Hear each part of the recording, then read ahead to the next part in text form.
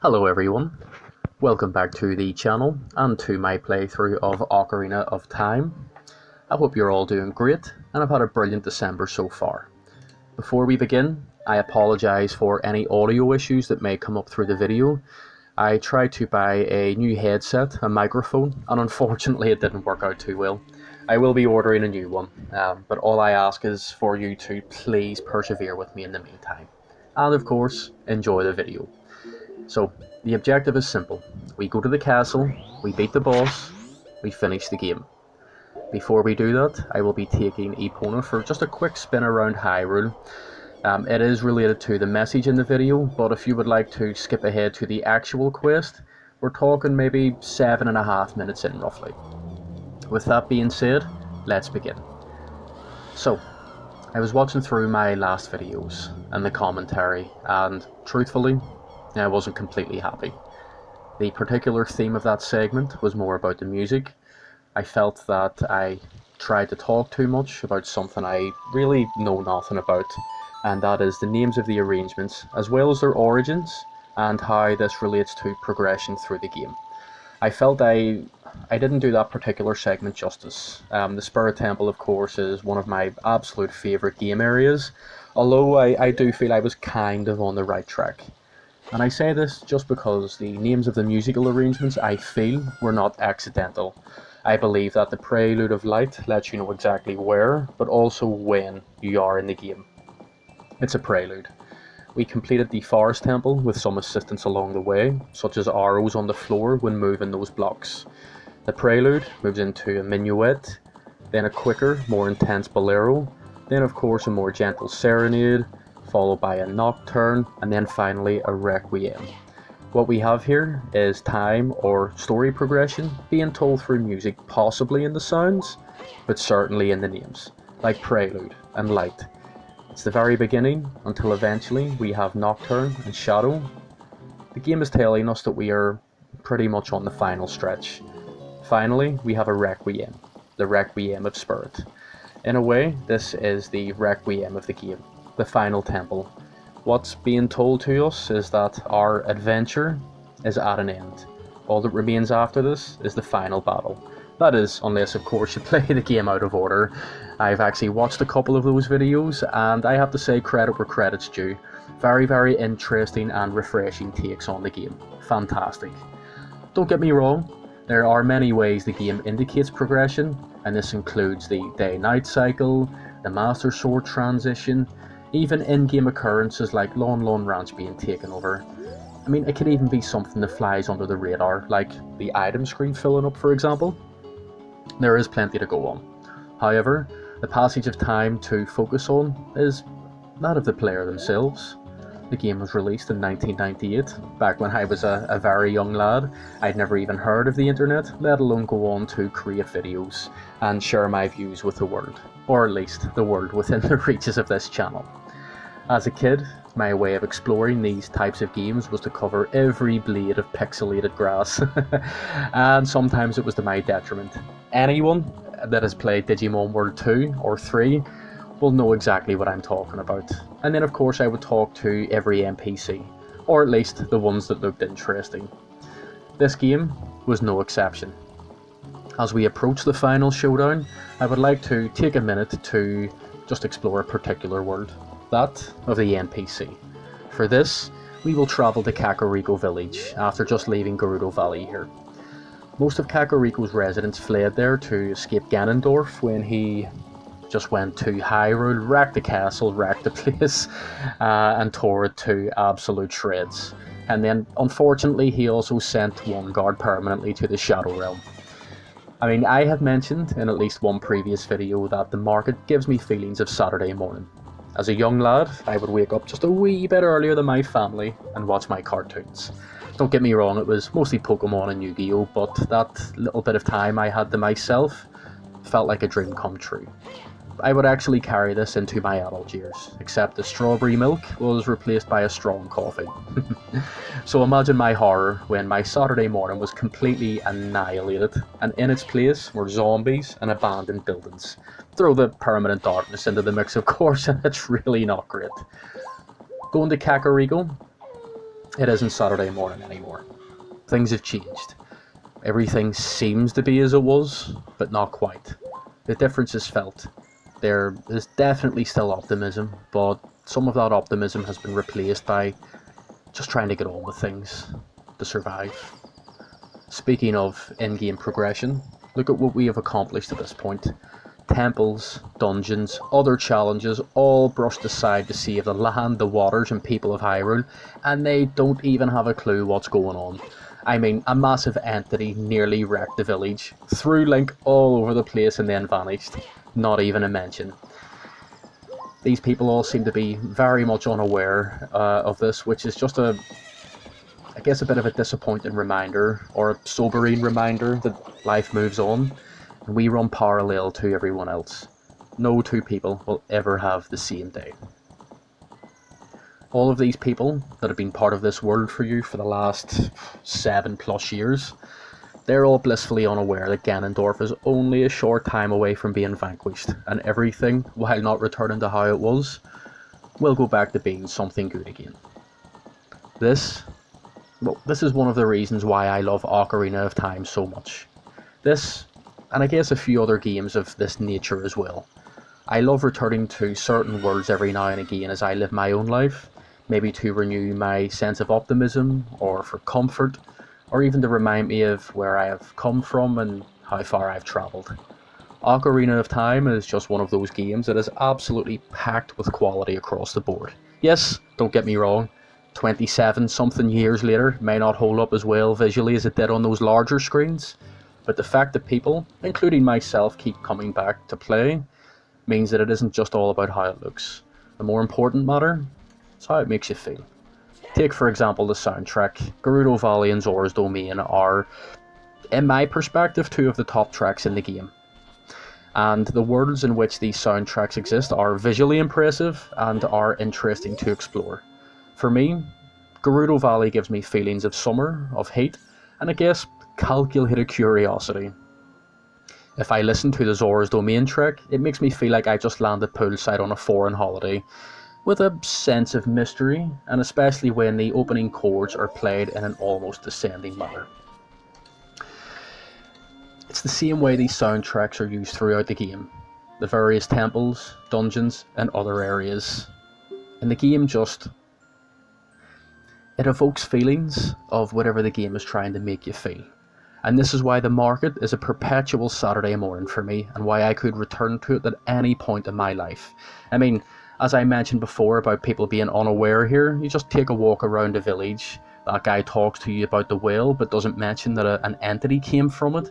You talk to the Cuckoo lady, Cuckoo, I think that's the way you pronounce it, and she just, I think that's the start of the big Goron quest, I'm not 100% sure. Same thing really. She seems to be blissfully unaware. And then of course you come to the two men who are at the very start of Kakariko Village. The very two men that also greeted you as soon as you went into Hyrule Market as well. One of them mentions that he's seen you descend from the sky, and the other one thinks he's absolutely insane. Point proven, at least, a little bit.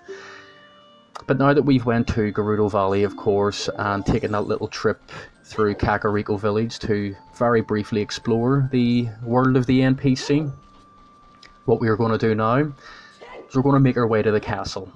And we are indeed going to start this finale here.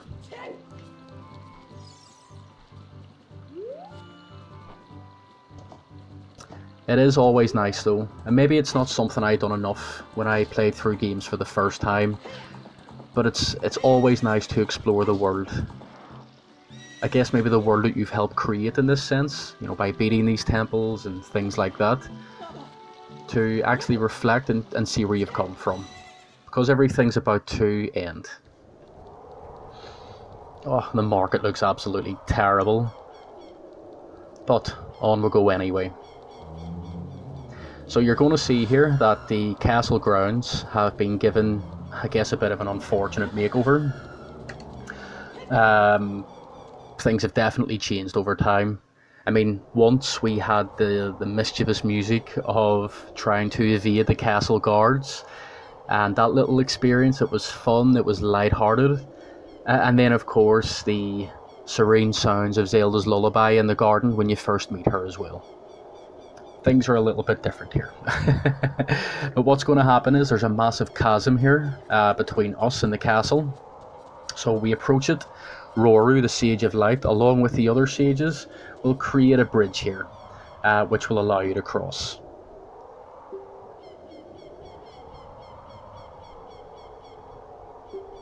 And that epic music.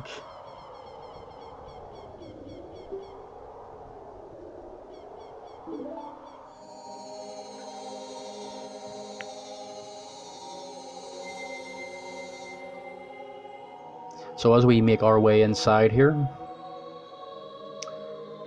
don't get me wrong, props to the design team who have designed the inside of the castle. It looks great, although not very welcoming or warm.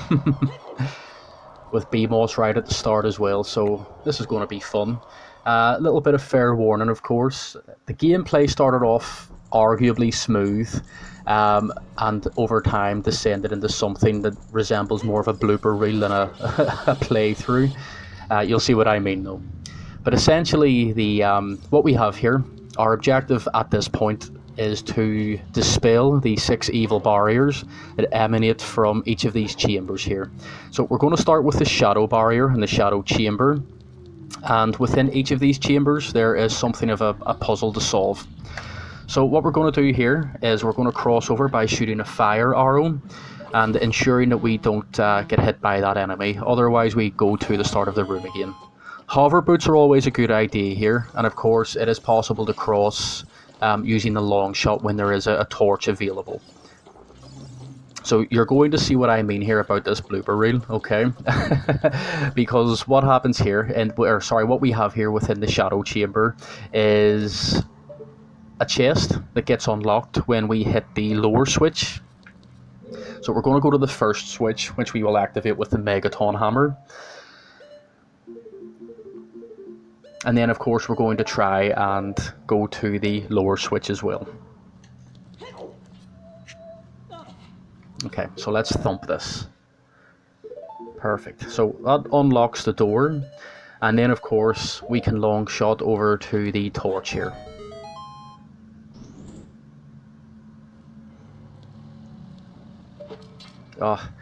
When I was going to use the light arrow to shoot this and then dispel the barrier, I then realised that I forgot to go and hit the lower switch, and of course forgot to unlock the chest in the shadow chamber.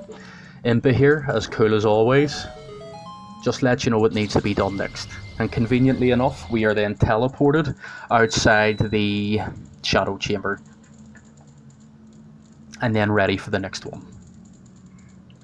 That is what should be happening, but you'll see what happens next.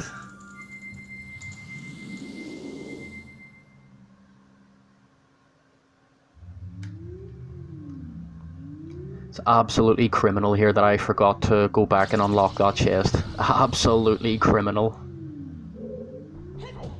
But let's sort that out quickly.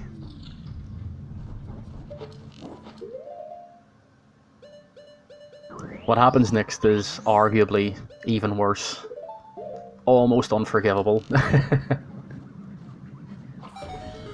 For me, I guess I was a little bit disappointed in the chambers here.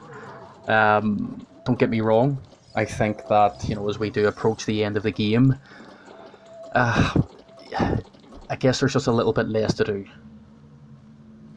than maybe what I had hoped. I didn't know what to expect from these chambers when I first went into them, but it just seems to be very, you know, run and done at this point. Run and done? Gone and done? Whatever the expression is, but you know what I mean. So what we'll do is we'll grab the golden gauntlets here. Finally, we're going to go Super Saiyan. And then we're going to get out of here. In my opinion, the ability that the golden gauntlets gives you, it's almost like having a fully assembled Infinity Gauntlet from the Avengers. Almost. And we'll just drop down into the pit just so we can get back to the very start of the chamber here. So we're going to leave, we're going to go, and we're going to use the golden gauntlets, and you'll see why they're very, very important here.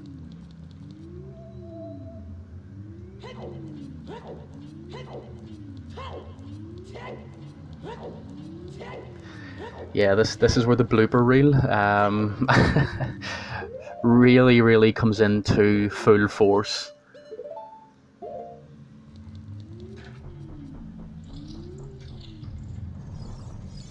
When I sat and played through this, it aggravated me so much.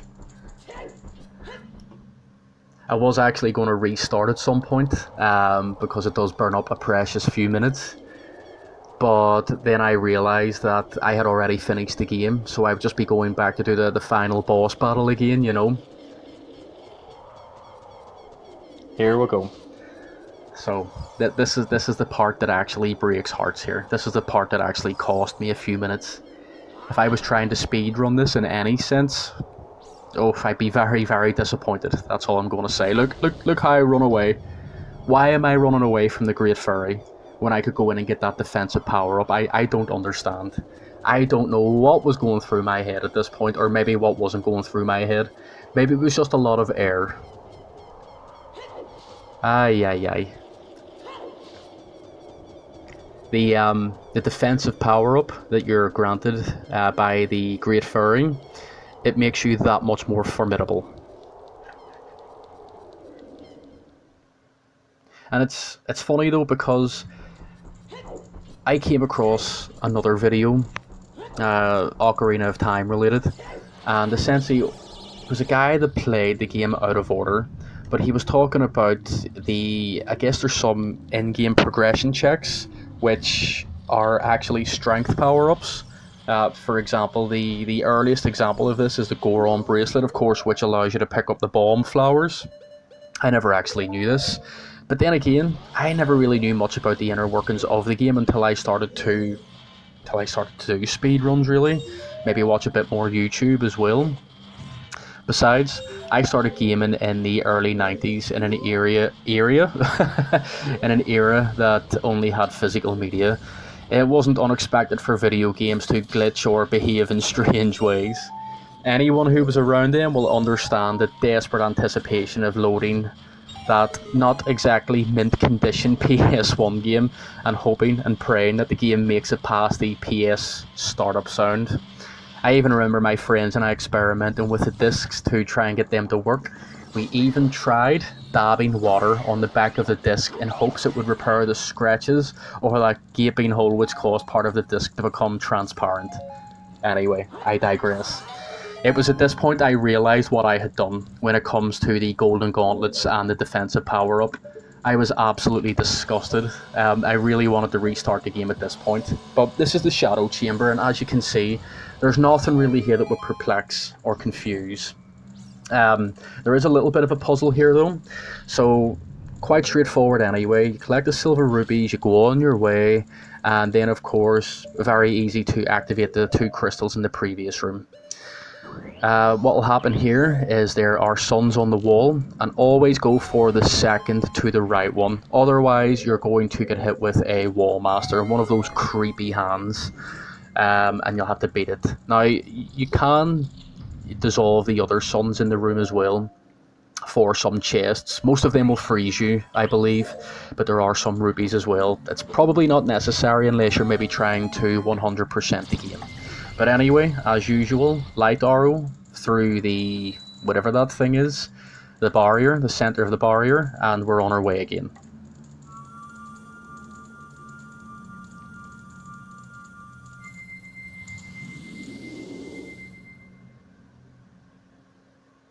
Okay, so now we're on our way back. What we're going to do is we're going to head down, and we're just going to lift up this small continent here.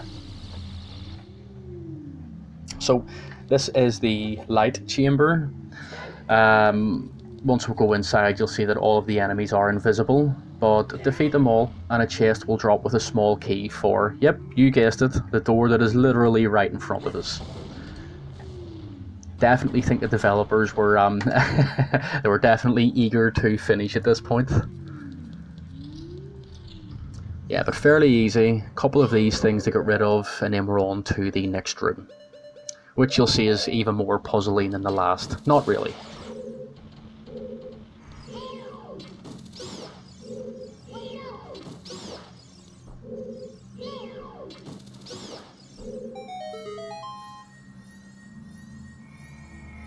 So what we'll do in here, as you can see, we have the Triforce on the floor. We all know what to do here at this point. And what's going to happen here is a chest is going to drop with another small key. Absolutely riveting. So what we're going to do then is we're going to go into the next room, and we have to collect the silver rupees. Let's make haste though, because this can be, well, I guess it can be a little bit tricky. It can be easy to get caught up, and especially if you take a couple of knocks here from these boulders, it's certainly going to delay you a bit further.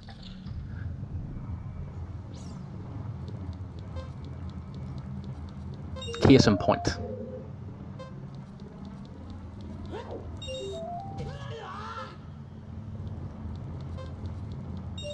I think there's 5 rupees in here altogether, and they're really not difficult to try and get here. Although I done my absolute best to make this look really difficult. I don't even think I had this much trouble in the water temple. Yeah, we all know that's a lie, of course.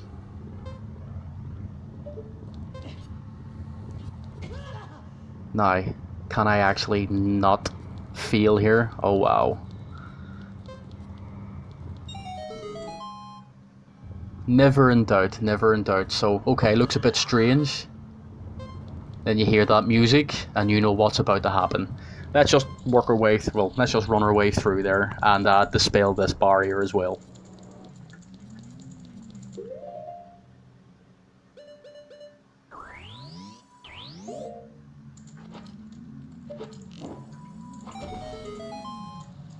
Okay, so I think we are halfway there now. And as you can see, you know, I mentioned that these chambers are quite straightforward. I guess I would say they're disappointingly straightforward.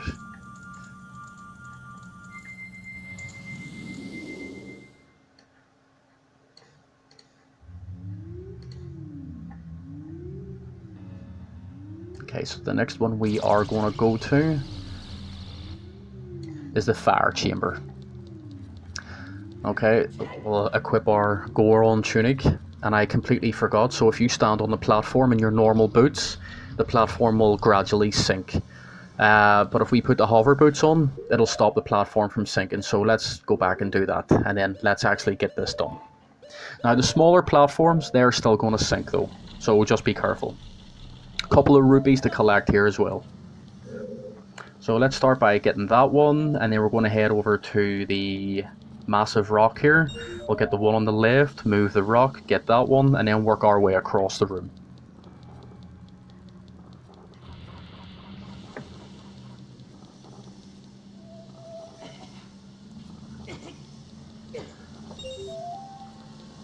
The only thing is though, yeah, I was just going to say, if you fall into the lava here, you're going to need to start again, which is ever so slightly inconvenient.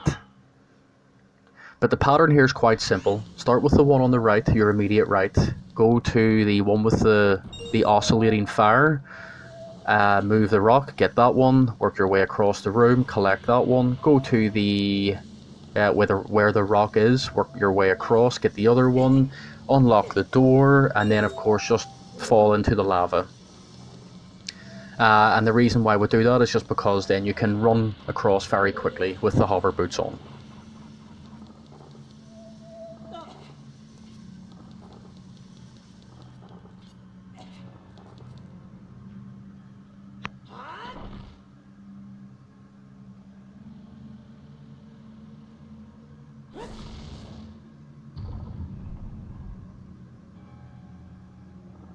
Okay, nearly there, nearly there.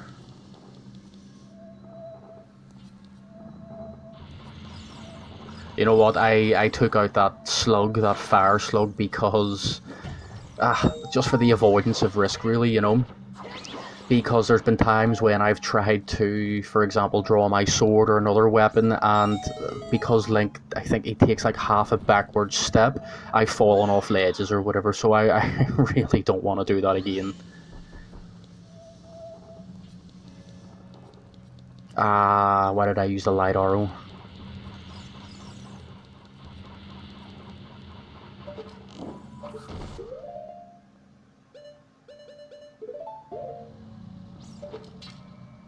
Okay, so now that we've gotten here, I'm going to try my best to not look really silly right now. And here we go, fire barrier to be dispelled. Light arrow, here we go.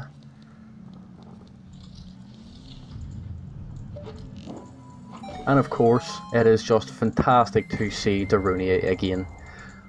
On we go, brother!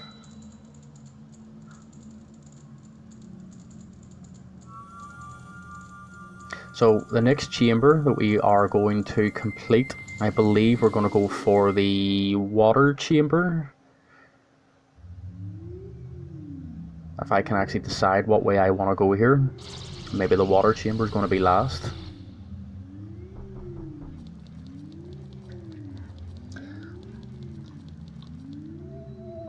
Maybe the forest chamber.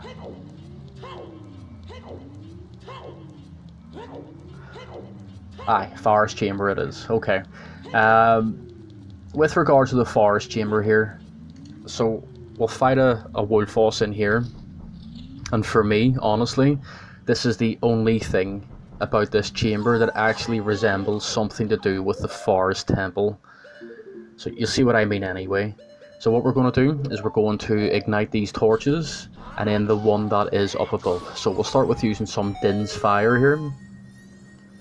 And then of course a fire arrow for the one up above. And then we will be on our merry way.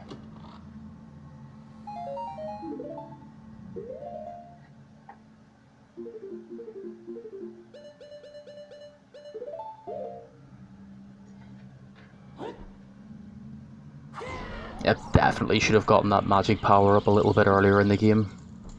Yeah. Ah well. So, on to the next room here, and you'll see exactly what I mean, that this really doesn't resemble the forest temple at all. So what we have here are these fans, for lack of a better word. But we have the fans that were in the Shadow Temple. We need to use the hover boots.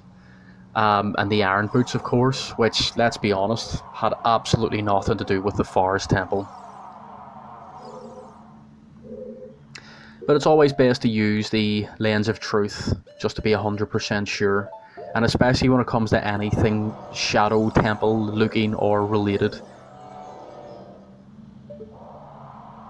But yeah, what we're going to do here is we are just going to manipulate our way across using the different types of boots really. And we have some more silver rupees to collect. We'll take out this BMOS here, just again for the avoidance of risk.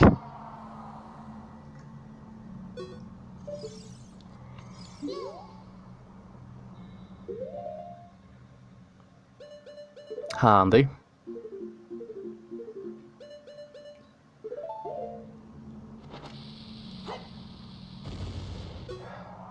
So there's a silver rupee above Link on this platform that you can't access just yet. So what we're going to do is we're going to change that. So we'll work our way across the chamber here. We're going to collect the other silver rupees, and then we'll circle back, we'll grab that one, and then we'll be on our way.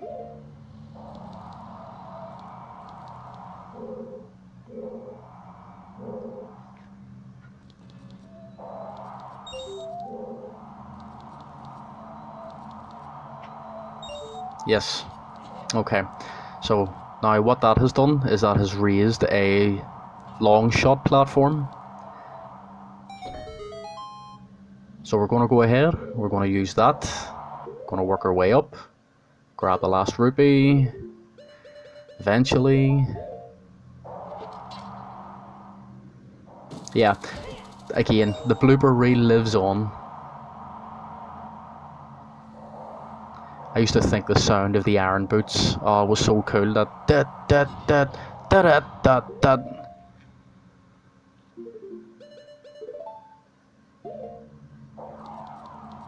Okay, door unlocked, let's go.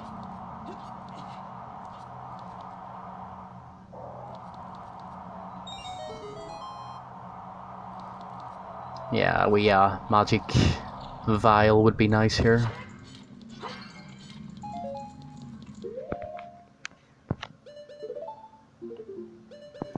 Okay, so we're going to shoot the core of the forest barrier. Sarah is going to dispel that for us, and then we're going to be on our way. Now, when you go just outside of the forest chamber, you can jump down, and there's a secret wall, I think, on the left, and there's a room full of those small fairies. Just in case, I mean, this could be your first playthrough, or you may not be overly confident in maybe boss battles or something like that, so you can absolutely top up there.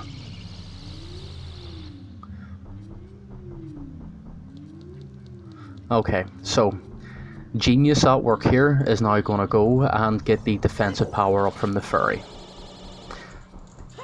We'll also refill our health and our magic bar as well, which at this point is it's going to be pretty useful, which is all we'll say. I know there's a golden Scully somewhere around here as well. I have absolutely no interest in that at this point. I mean, for me, this... You know what, I've really enjoyed doing this playthrough again, because I love playing Ocarina of Time, and I love creating content, and I guess this is my first step back into that avenue, I guess. Don't get me wrong, you know, it's pretty bare bones at the moment, but over time, I know I will improve. So, we'll have the Great Fairy here, who's going to sort us out with a defensive power-up, as well as restoring all of our health and magic as well. Personally, I remember even as a kid, when I seen the Great Fairy here, or when you visit several of them through the game, never really understood the outfit, being totally honest. And as an adult, I look at it and go, oh, okay. There's not a lot there. Leaves very little to the imagination, you know. I digress. Okay, so we are that much more formidable now, and as you can see from what the fairy was saying, upon receiving that power-up, it means now that the damage we take is reduced by half. And to be fair, if there's an area of the game in which you're going to take a lot of potential damage, it's certainly here.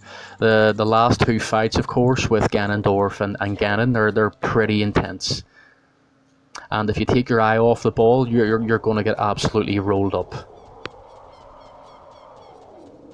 But I do believe now we've only got one chamber left, and that is the water chamber, ice chamber, whatevs.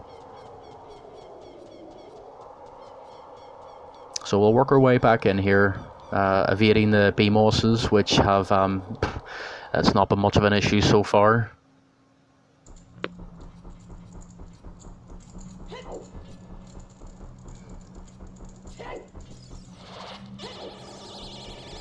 Okay, so into the water or ice chamber we'll go. So, as soon as you go in, you'll be greeted with a couple of those ice pig statues, as well as some fallen icicles as well.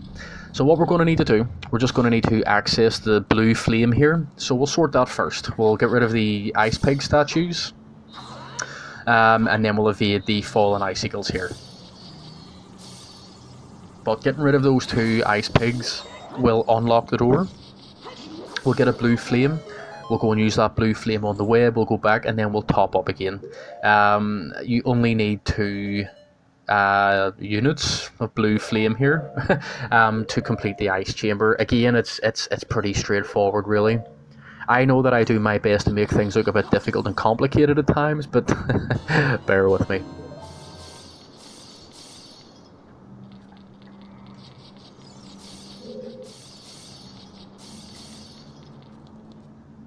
Okay, so we'll grab another blue flame, and then we'll be on our way.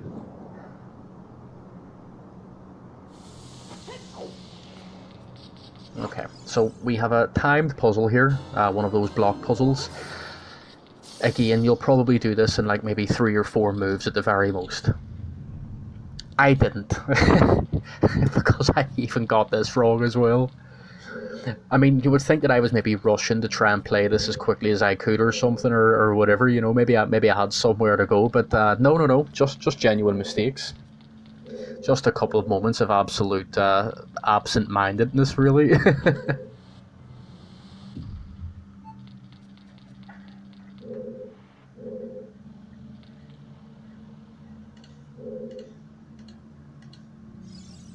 But I mean, a little bit earlier, I mentioned about revisiting worlds that are part of maybe games or TV shows, other media or content, really. These other worlds would be, I guess, if anyone's watched Avatar: The Last Airbender, going to places like Ba Sing Se for a cup of tea with General Arrow, or even catching a show on Ember Island will always give me comfort, because no matter what happens in my own life, I can always return here. And without maybe talking about it too much, other places like this would include maybe Gear Savannah from Digimon World 1, most of the map in Pokemon Generation 1, but especially places like Palatown and Vermilion, wowee, Vermilion City. Um, Scranton Business Park, of course, in the office. Pretty much all tracks in Mario Kart 64, and I guess just to name one more, the marshalling yard in the original Resident Evil 2. So I know that there's save rooms, which are of course pretty safe, and have a great ambience and soundtrack in that, but there's this moment when you've gotten through the sewers and the factory, and it's just before you take the underground train. So Leon and Ada are heading towards the train. The night is still. It is peaceful. There are no threats. And then one of the best soundtracks of the game kicks in as the pale moonlight illuminates the area, and then you go forward, because just like in life, there is no going back. But at the same time, there's no immediate threat or life-threatening challenges right ahead. It's nice to take a rare breather in these moments in game worlds, just to maybe appreciate the journey, appreciate the scenery, whatever it is, appreciate it. But we've now completed the ice chamber, water chamber, or whatever. Nice to see root doors, and now that we have dispelled all of these evil barriers, we're going to go and enter the tower.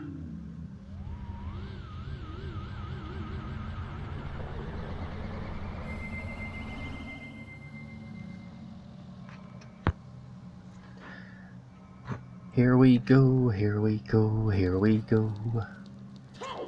So, now that we have entered the tower here, what's going to happen is there's going to be several staircases, really, with of course one of the best tracks in the game as well. But as we ascend the staircases, I guess there is a challenge. Well, of course there's a challenge. No, what I mean is the level of challenge increases as well. You'll see what I mean in a moment, though. And if I can actually not embarrass myself a wee bit more and just get out of here.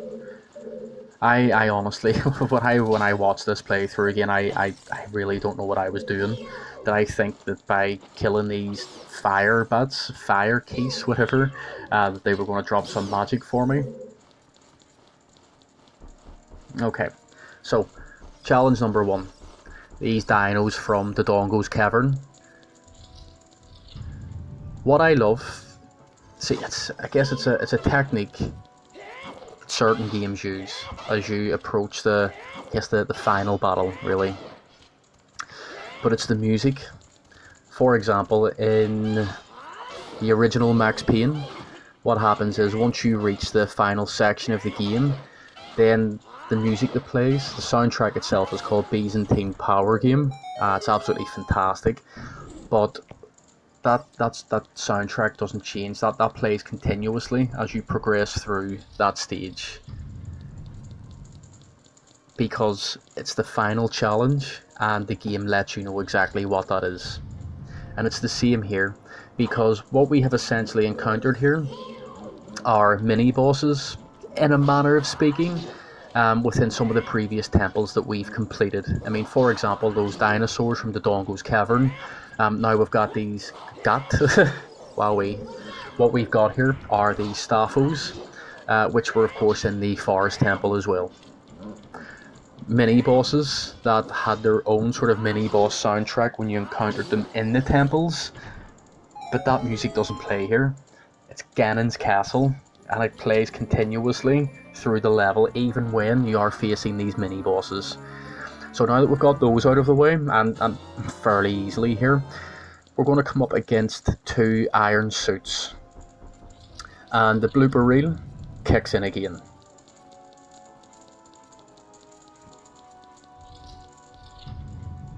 Zerr!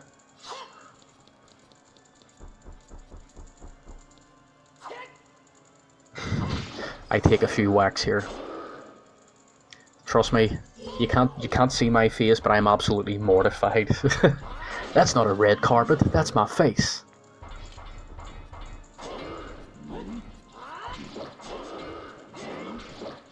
Oh, I remember, you know, earlier playthroughs of the game when I didn't have that level of familiarity, and your fight against the iron suits here, and you're like, these guys are so slow, I'm going to take these out no problem here, no bother. And then all of a sudden they lose that, like, it's like a little bit of armor, and they run after you, and it's absolutely terrifying the first time it happens. Very unexpected, I must say. So maybe 1 or 2 more hits here, I would say. Oh, fantastic.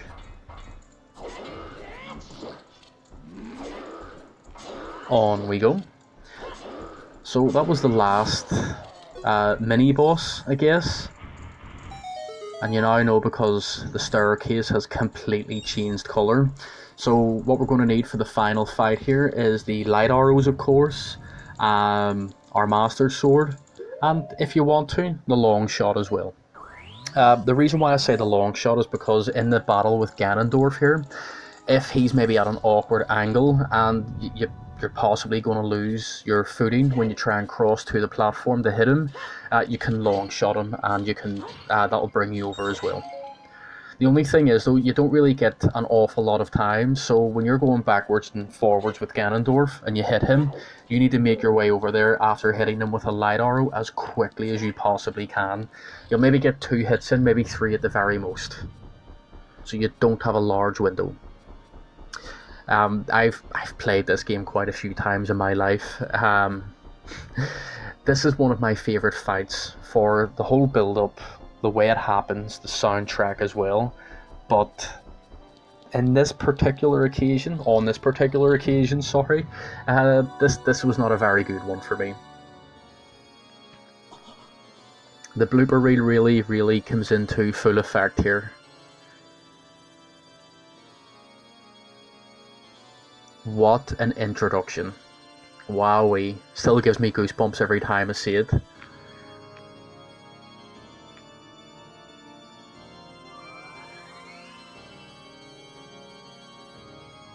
And I just love the way it almost reintroduces you back to the gameplay by showing your hearts. Oh, I still remember when I got a video game magazine. It was maybe a wee while after this game was out. I don't know if it was just a generic video game magazine or if it was specific to Nintendo. But I remember seeing screenshots of this very part here. And it's when Ganondorf says something like, "These toys are too much for you." I still remember seeing those screenshots in a video game magazine, and it's just, I love the way things just come full circle, you know.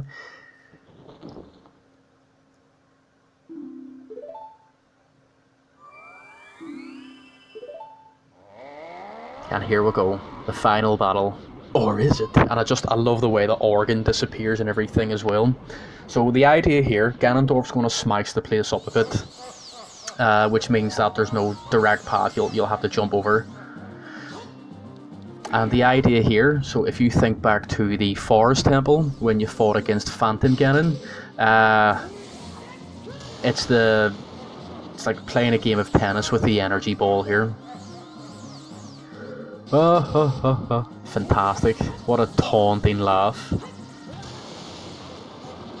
But what will happen is, after you go for that round of tennis and you hit him with the energy ball, you then hit him with the light arrow, and as soon as that happens, you get over there as quickly as you possibly can and whack him a few times.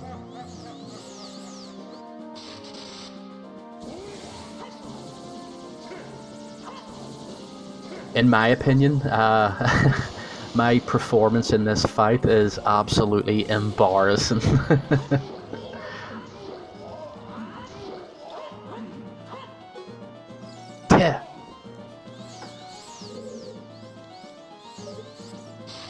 I mean, I think during this fight, I miss him with the light arrow. I fall 3 times, and then when he charges up, do you know when he charges up the energy attack and it looks like a, I don't know, like an eclipse in his hand or something? He absolutely batters me with that.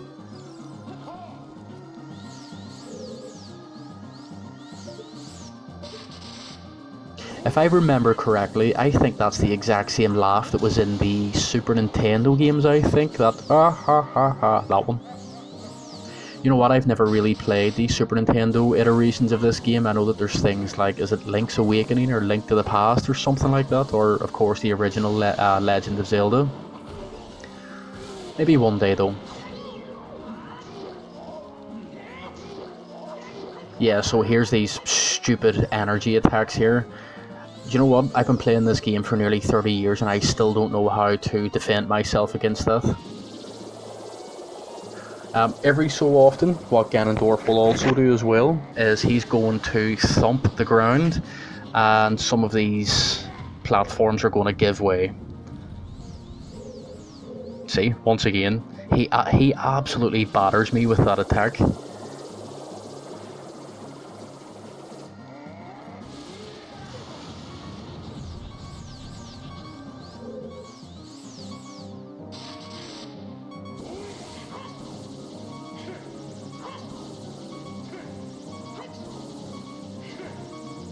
Close.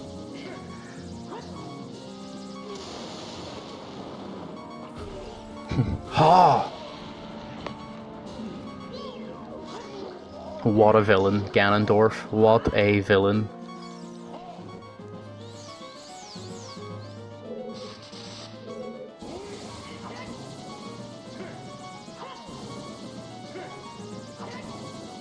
So there's the first fall anyway. Deadly, but it's okay because I think I need some magic so I can use the light arrows here. Not very promising so far though.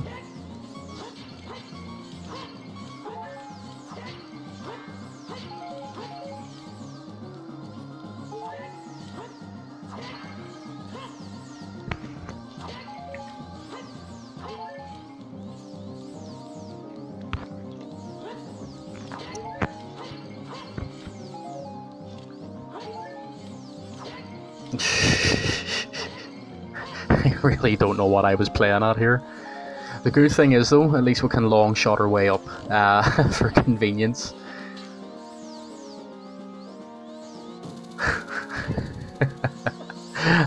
Not that that's doing me much good anyway. I mean, how is it that I fall, come back up, and the one platform that Ganondorf knocks off is the one that I happen to be standing on? Daza. I really don't know what I'm playing at here.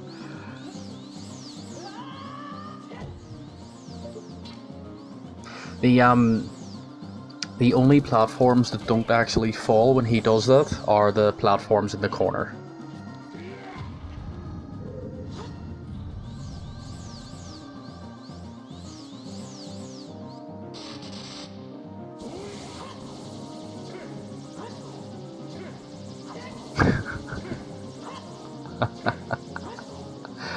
Aye. I mean, at this point, I don't know if Ganondorf is just, you know, taunting me with that laugh because that's just part of his normal cycle, or because he can clearly see how terrible I am at the moment. It's okay, just absolutely destroy me here, Ganondorf, thanks very much. Would really love it if he would just use the normal attack here though, you know. Instead of absolutely blitzkrieging me here. I think I just stand here and let him hit me. So, here's the thing. That attack is reduced by half because of the defensive power-up that we got. Which means that maybe if that does at least 2 hearts worth of damage. Ooh, so that could be a pretty heavy attack then, if if we didn't have the defensive power up, of course. Go long shot. Okay, so it's 2.5 hearts then. Well, that's still quite hectic, which means that if we didn't have that power up, then that's a 5 heart hit. That's oof, that's absolutely critical, that is.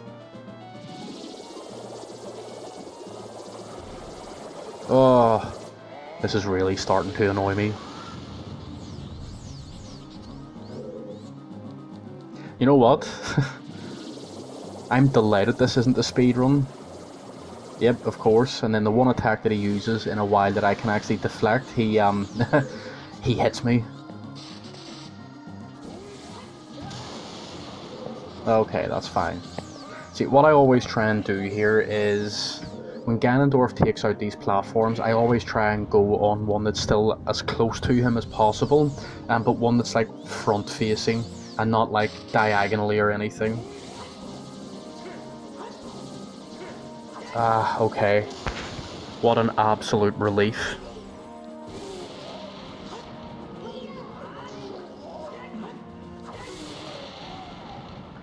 What we have here is clearly someone with severe COPD trying to breathe. Absolutely deadly. Okay, perfect. He's going to explode. Oh no, he's not going to explode. He's actually trying to take the castle down.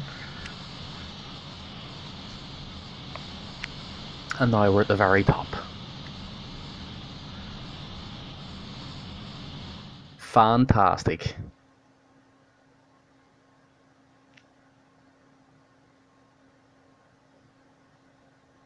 And here comes Zelda.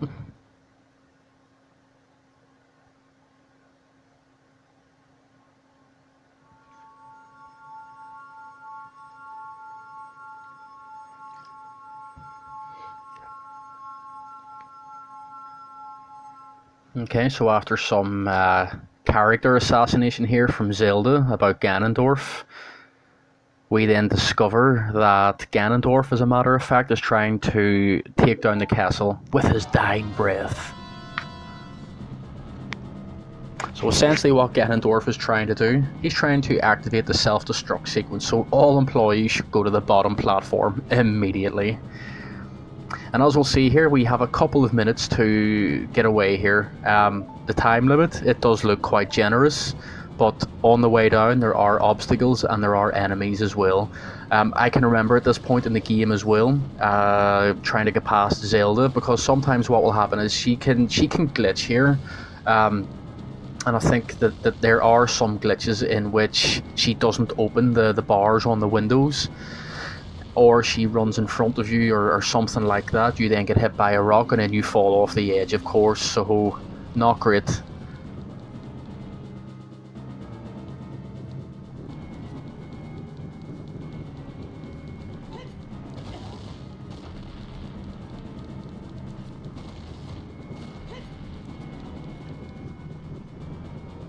And it is possible just to be a little bit hasty with your movements here as well.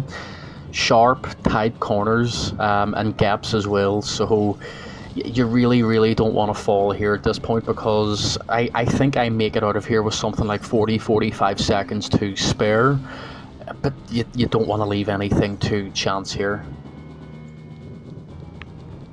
And if there are enemies to face, just get rid of them as quickly as you possibly can.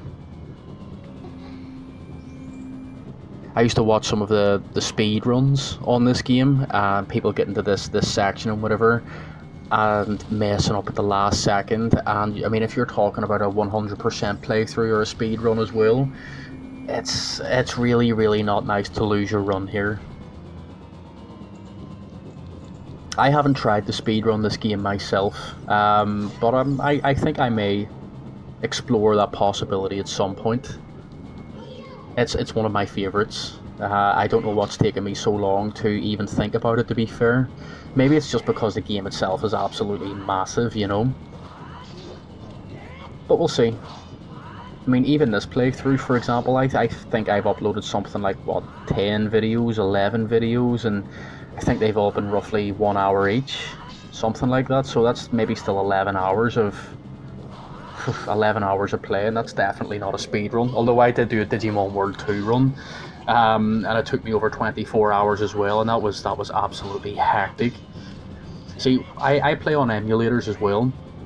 So when I would play games like Digimon World 2, for example, I would generally just keep fast forward on, mute the volume, of course, or mute the sounds from the game, and then maybe listen to music, because the thing is, when you play Digimon World 2, especially for PS1, the frame rate is absolutely erratic. I think it doesn't go above 30 to start with, but then of course when you are in a battle, if you have one Digimon, it's generally quite quick. If it's one-on-one, it's going to be a quick battle because the frame rate doesn't drop too substantially.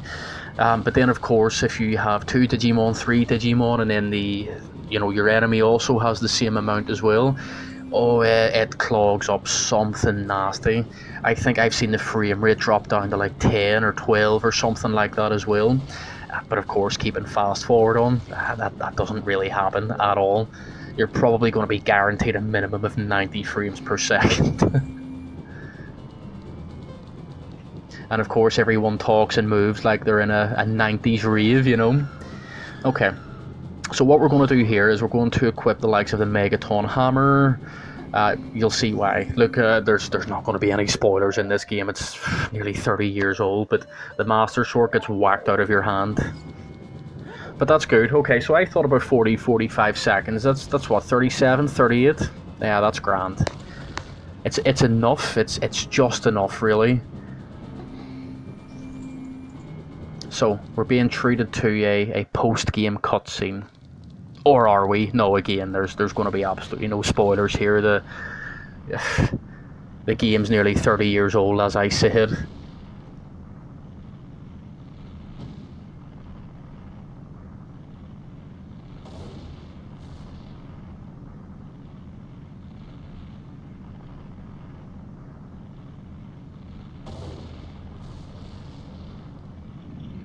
And you can see the way the castle just gets absolutely leveled here. Good. It's a bit too gothic for my liking anyway. Yep, as we can see, the castle's just folding in on itself here. Don't get me wrong, I think there's going to be a lot of people here trying to come and fix this. They'll be working around the clock in Hyrule.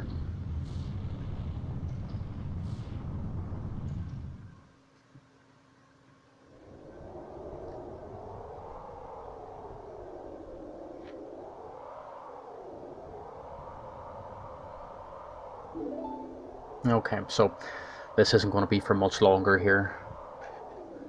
When Link nearly elbows Zelda right in the face. So we have to go and investigate a noise here. And let's be honest, we all know what's going to happen here. The game is not over. Alas, Ganondorf takes a page out of Trunks' book from Dragon Ball Z and goes Ultra Super Saiyan, or I think it was Super Saiyan Grade 3 or something like that. And his suspiciously yellow and red eyes. Oh, that's a proper scream, that is.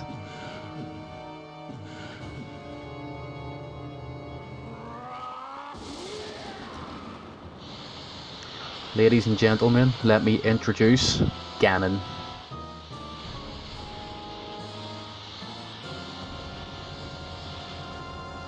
This is basically what happens when Ganondorf takes too much hits, uses the Triforce of Power, and then turns into a bulldog or something.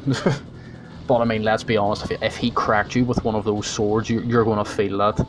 And spoiler alert, he definitely hits me a few times as well.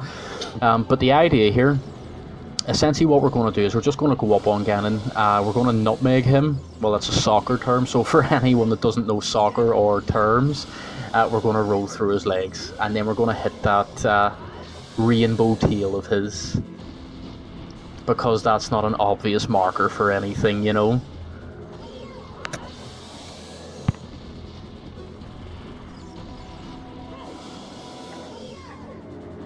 What you can also do as well, if maybe you're facing a little bit of desperation in this fight, you can hit Ganon with a light arrow and it'll stun him for a few moments.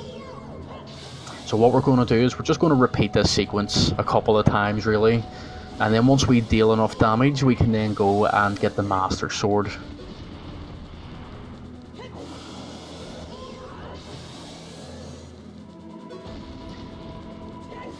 I love the soundtrack for this fight as well. This is a proper...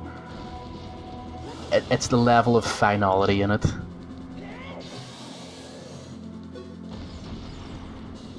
Okay, so we've now ran through the sequence with the Megaton Hammer. I think at this point as well you can also hit him with Deku sticks, or if you have the big Goron sword, if you've actually put in the effort to go and get that, you can use that as well. Big Goron sword, I think, does quite a bit more damage than the likes of the Master Sword or the Megaton Hammer as well, so fill your boots. Now that we've got the Master Sword, we're going to go back. There's going to be another sort of short sequence here, in which we essentially just repeat the actions of the first half of this particular battle, and then once enough damage has been done, we're going to go up and we're going to take the final hit.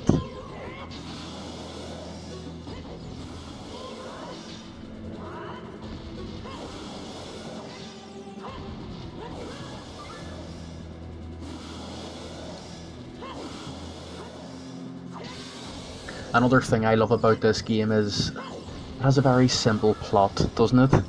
You go on an adventure, you meet a princess, you beat your dungeons, you beat your temples, you save the princess, you beat the bad guy, and then you save the land.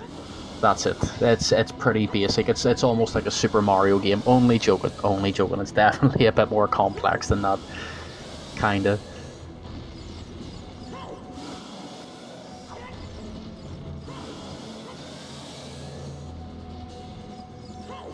Here we go, 3 hearts left. I know I've got another fairy anyway, but yeah, okay, I didn't think I needed it anyway. Brilliant. Definitely a bit more straightforward than the first half of that fight anyway.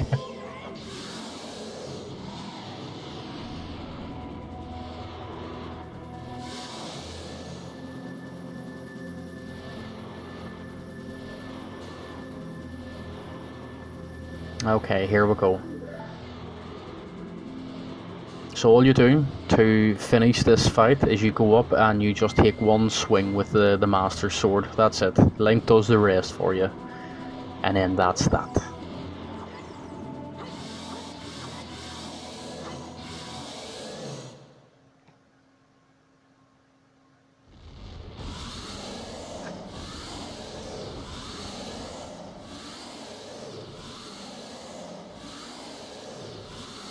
And then essentially what happens here is the Seeds all get together and then they trap Ganondorf in the Sacred Realm, something like that. I think that's the name of it anyway. The Void of the Evil Realm, that's what it is. So they all get together and they do their thing, and that's pretty much that. I know then what happens afterwards is that... So Ganondorf gets sealed. Zelda then uses the Ocarina of Time to send Link back to being a boy again. But because she does that, what you'll see then at the very, very end is that there's a scene in which Link goes back to the garden in Hyrule Castle. He meets Zelda. Navi's not there anymore because Navi's purpose, as set by the Deku Tree, was to find Link and then guide him through this particular quest. That was it. So she takes that quite literally and then disappears as soon as everything is over. What then happens is Link goes to Hyrule Castle, he meets Zelda, but Link is a boy again. Now what you'll also see in the background is the exact same scene that was played when you first met Zelda in that very garden. The scene in which you spoke and then Ganondorf came and looked through the window. So what actually happens is that even though you've went and you've beat Ganondorf, because Zelda uses the Ocarina of Time and sends you back to the past again, Ganondorf breaks free from that seal. So those events, they take place again.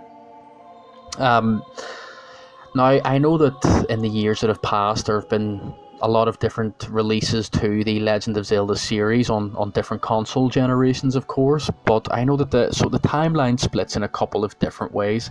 Timeline splits between child and adult Link, in that, you know, Link defeats Ganon or Ganondorf defeats Link or something like that. But then the events that occur after Ocarina of Time, I remember reading that they actually then lead into the Legend of Zelda games for the Super Nintendo. So I think it's like a Link to the Past, the original Legend of Zelda, something like that. But then they also tie into the likes of Majora's Mask and the Wind Waker as well. So I know that Majora's Mask, a game I've actually never played before, but it looks so interesting, so I'm going to try and give it a go at some point. Majora's Mask occurs because Link is looking for Navi. That's all that is. So he goes in search of Navi and comes across the land of Termina, I think it's called. The one with a big scary moon. So that's then how that story progresses. Then of course, if Ganondorf beats Link in Ocarina of Time, so there's also that timeline as well. What then happens is the sages, or not the sages, sorry, the ones that make up the Triforce, but what they do is they flood Hyrule to get rid of Ganondorf. That then becomes the Wind Waker. But then of course you have child and adult Link storylines as well, and what they do is they then go in different ways as well. But it's so interesting the way it happened as time moved on. I've never played any other Legend of Zelda games other than Ocarina of Time, so that's maybe something for me to look into as well. And of course, as we build up our channel and we maybe are getting a bit of better reach, or we're improving even on things like equipment, systems, software, all of that sort of stuff, maybe that's something to look into.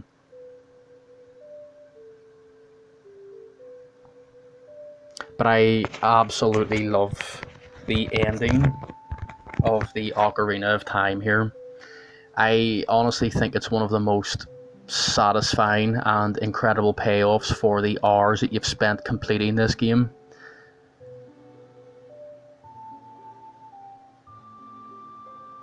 So guys, what I'm going to do then is I'm going to stop talking, and I'm sure you're all probably very grateful for that, but I'm going to stop talking and I'm going to let you enjoy the ending here. And before I do go, I just want to thank each and every one of you for your views, for your subscriptions. Firstly, I would just love to thank the recent subscriptions that I've got as well, and the several that I have actually got through the course of this series here. So thanks very much guys for checking out the channel. Thank you for subscribing. Thank you for liking the videos as well, and for your comments, whether they be just a general positive comment or even a bit of constructive criticism as well. All is welcome, guys. My next objective really is to improve the channel, is to improve the content, and to just start building the channel, really building the audience, the engagement, the reach. I don't know if anyone would know this, but I used to stream on Twitch a very long time ago, and you know what, I would love to reconnect with some of those people. But I am just so, guys, I'm honestly just so grateful that people actually sit and watch my videos, and whether you enjoy them or not, let me know how I can improve, because I know that I can do a bit better here. Tell me how.